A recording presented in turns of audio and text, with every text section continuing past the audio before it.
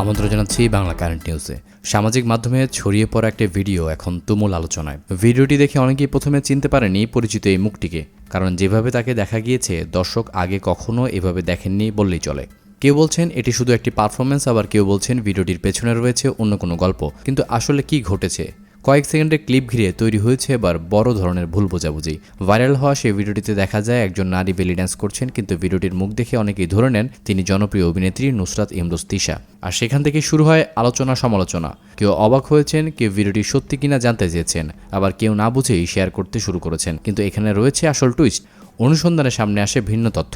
ভিডিওতে নাচ করা নারী আসলে তিশা নন। মূল ভিডিওটি মূলত ভারতের বেলি ড্যান্সার ইশিকা সিং রাজপুতের। ভিডিওটির পোশাক, নাচের ভঙ্গি, পেছনের পরিবেশ সবকিছুই মূল ভিডিওর সঙ্গে মিলে যায়। শুধু মুখের জায়গাটিতে দেখা যায় পরিবর্তন, অর্থাৎ প্রযুক্তির সাহায্যে আসল নৃত্যশিল্পীর মুখের বদলে তিশার মুখ বসিয়ে ভিডিওটি ছড়িয়ে দেওয়া হয়েছিল। এই ধরনের ভিডিওকে বলা হয় ডিপফেক। এখানে কৃত্রিম বুদ্ধিমত্তা ব্যবহার করে একজনের মুখ বা কণ্ঠ অন্য কারো ভিডিওটিতে এমনভাবে বসানো হয় যাতে প্রথম দেখায় সেটিকে সত্যিই মনে হয়।